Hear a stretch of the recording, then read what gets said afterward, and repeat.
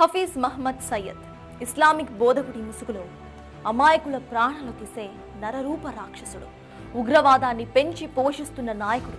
లష్కరే తోయిబా లాంటి ఉగ్రవాద సంస్థలను నెలకొల్పి మత విశ్వాసాలను రెచ్చగొట్టి సరిహద్దు దేశాలపై దాడులకు పాల్పడటమే ఇతని యొక్క మేజర్ లక్ష్యం. తన కోసమే తన శత్రువు అన్నట్లు తన చర్యలే తనకు శాపంగా మారాయి. కుటుంబం మొత్తాన్ని కూడా పొట్టన పెట్టుకుంది.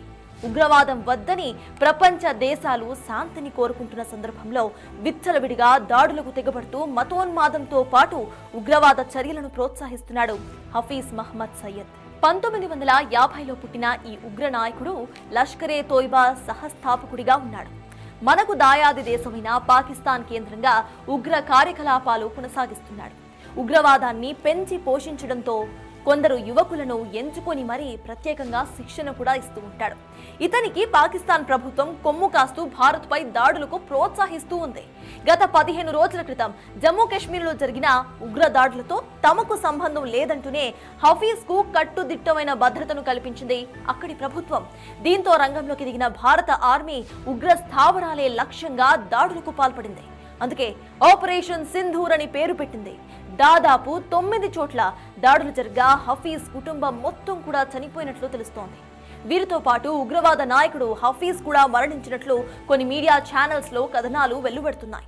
అయితే అతని మృతిపై అధికారికంగా ఎలాంటి ప్రకటన ఇప్పటి వరకు రిలీజ్ చేయలేదు. ఈ క్రమంలోనే తన కుటుంబంలోని 14 మంది సభ్యులను కోల్పోవడంతో హఫీజ్ బోరున విలిపిస్తున్నట్లు తెలుస్తోంది. తన కుటుంబం బదులు తానే చనిపోయి ఉంటే బాగుండేది అన్న అభిప్రాయంలో హఫీజ్ ఉన్నట్లు కొందరు చర్చించుకుంటున్నారు.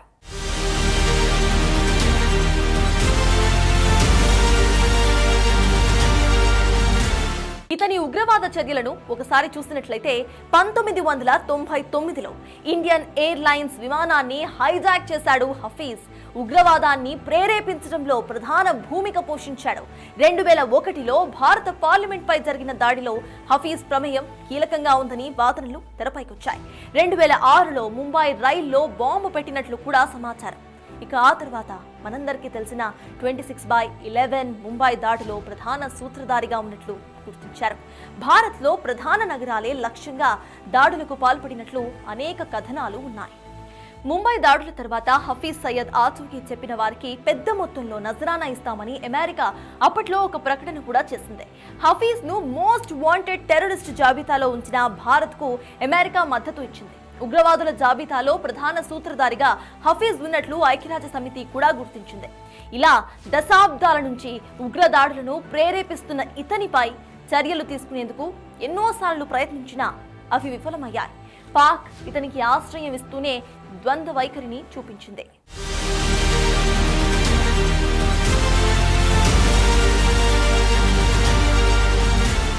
భారత్తో కవ్వింపు చర్యలకు పాల్పడుతూ సరిహద్దులో కాల్పులు జరుపుతూ వచ్చిందే పాకిస్తాన్. ఉగ్రవాద అండ చూసుకొని రెచ్చిపోయిన పాకిస్తాన్ కు భారత్ గట్టి గుణపాఠాన్ని నేర్పించింది. లాహోర్ కు 30 కిలోమీటర్ల దూరంలో ఉగ్ర స్థావరాల ఏర్పాటు చేసి ఉన్నట్లు గుర్తించింది భారత్. బహబూల్పూర్ లోని హఫీజ్ కు ప్రధాన కార్యాలయంగా ఉన్న మద్రసాపై దాడులు చేసింది. ఈ దాడుల్లో అతనితో సహా అతని కుటుంబ సభ్యులు ప్రాణాలు కోల్పోయినట్లు తెలుస్తోంది. భారత్ ఆపరేషన్ సింధూర్ పేరుతో తలపెట్టిన కార్యక్రమం విజయవంతమవడంతో దేశవ్యాప్తంగా కూడా హర్షం వ్యక్తమవుతోంది.